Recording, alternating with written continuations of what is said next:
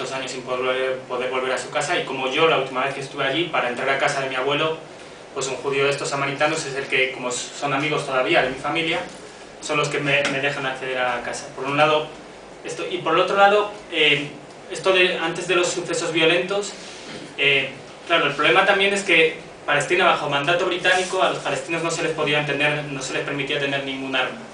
Entonces, mientras a la inmigración judía, cuando hacen la vista gorda, ¿no?, durante mucho tiempo. Entonces, antes de los sucesos violentos, los palestinos también habían tenido, como habíamos comentado antes también, una gran huelga general y una revuelta, que lo llaman. Solo son dos apuntes, intentaremos ir intercalando así alguna cosita con el permiso. Sí, sí, no, perfecto, mejor, así yo descanso también un poco.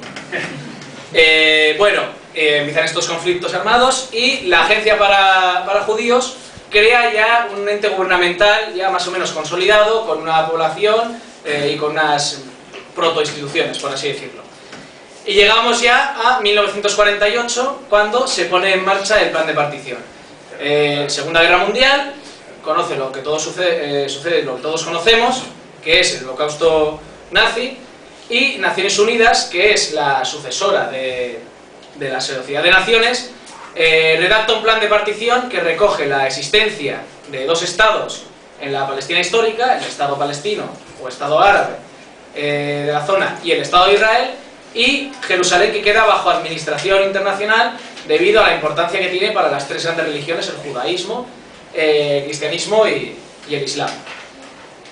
Entonces se acuerda que cuando se retiren las tropas y el mandato británico de la zona, se declararán ambos estados.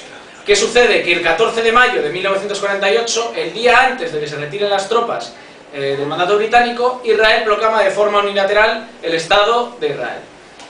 ¿Y qué sucede como reacción? Automáticamente, el día después, el 15 de mayo de 1948, una alianza de la Liga Árabe, de países árabes, formada por Transjordania, Egipto, Irak, Libia, Líbano también.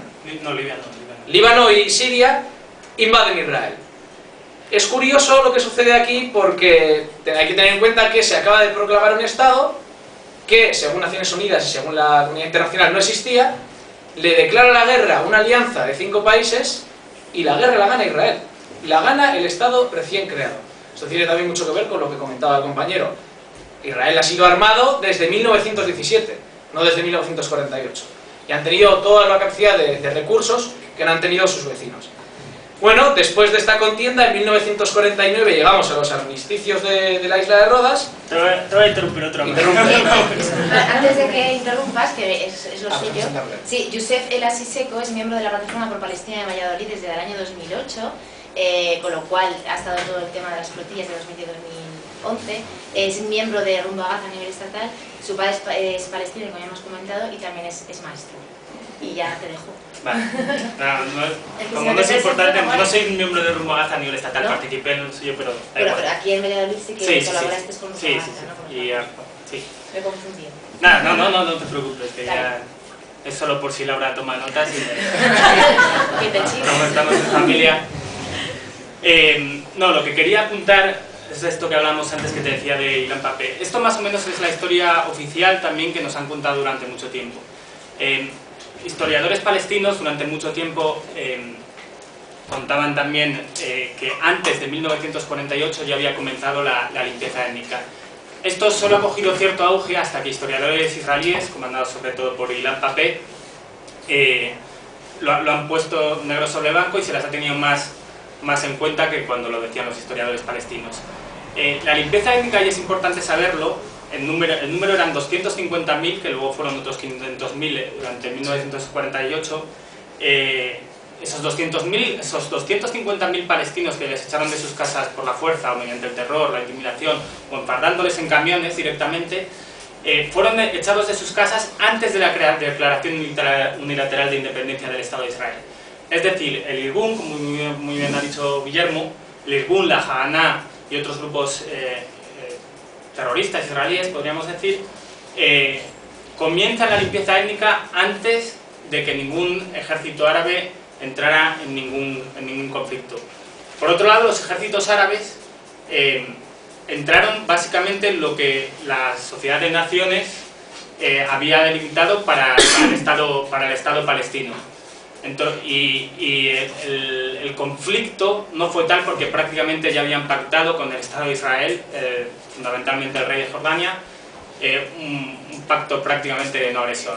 Lo único que sí que consiguieron es que la limpieza étnica en ese momento no fuera mayor, porque gracias a que algunas tropas árabes, especialmente iraquíes y algunas jordanas, entraron a las ciudades de Palestina donde había mayoría, como todas por otra parte, de población árabe, no consiguieran que estos grupos terroristas israelíes, lo que luego fue posteriormente el ejército israelí, consiguieran expulsarles más todavía. Solamente es un apunte y te dejo seguir, perdón. Vale. Bueno, y después de esta contienda bélica nos encontramos con un territorio en el que el 78% del antiguo mandato británico queda sobre control israelí y el 22% restante, Gaza, Cisjordania y Jerusalén Este, bajo mandato de Egipto y de Transjordania. Y se crea lo que es conocido como la línea verde, que es un poco la delimitación de lo que serían las fronteras de Palestina. Como ha comentado bien el compañero, los palestinos conocen esta fecha no como la guerra árabe-israelí, sino como al-Nakba, es decir, la catástrofe. Porque, como ha comentado él, es el inicio de un genocidio y de un exterminio étnico programado, planificado y con unos intereses políticos muy claros y raciales. Entonces, de aquí continuamos con la consolidación de este Estado, se empiezan a generar un movimiento muy amplio de refugiados, se empieza a echar a muchos civiles de sus hogares, se comienza una política de migración ya más amplia, subvencionando que aquellos que pudiesen demostrar que eran judíos llegasen al Estado de Israel y echando a la gente que vivía en esas zonas. Se empieza un poco la política de asentamientos, o de colonias, mejor dicho, y de ahí pasamos hasta 1967. Bien, en 1956 en Egipto ya estaba Nasser. Ya no tenemos un imperio egipcio con unos principios imperiales, sino que tenemos a un gobernante socialista, que lo que va a hacer es ver cómo el canal de Suez es un recurso muy importante para su país, que puede generar unos beneficios y unas riquezas que él puede utilizar en beneficio de ese proyecto socialista panárabe que tiene para Egipto, y decide que lo va a nacionalizar. Obviamente Gran Bretaña y Francia principalmente se oponen a esta nacionalización porque para ellos es muy importante este canal para el tránsito de crudo y de otros recursos que está expoliando precisamente de esa zona. Por lo tanto se declara una guerra, pierde la guerra a Egipto y se crea una zona militarizada de paz.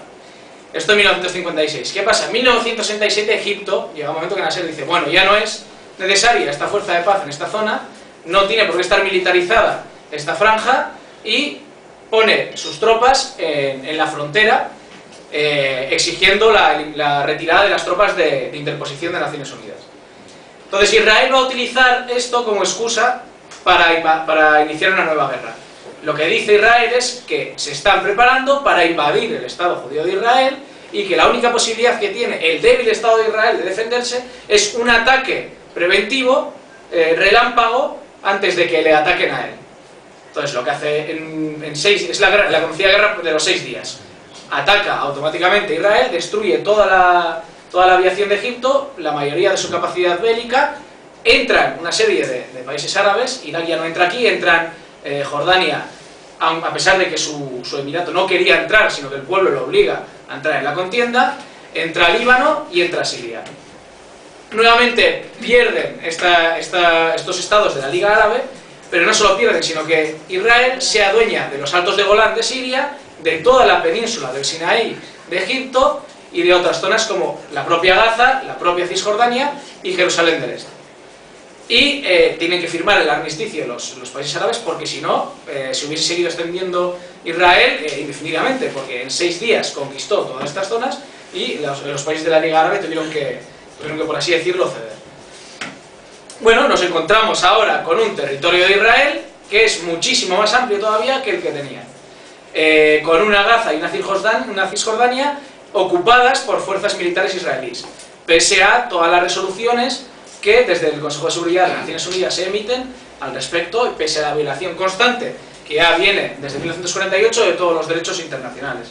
De hecho hay 2 resoluciones, luego va a hablar más el compañero sobre las resoluciones, que son muy curiosas.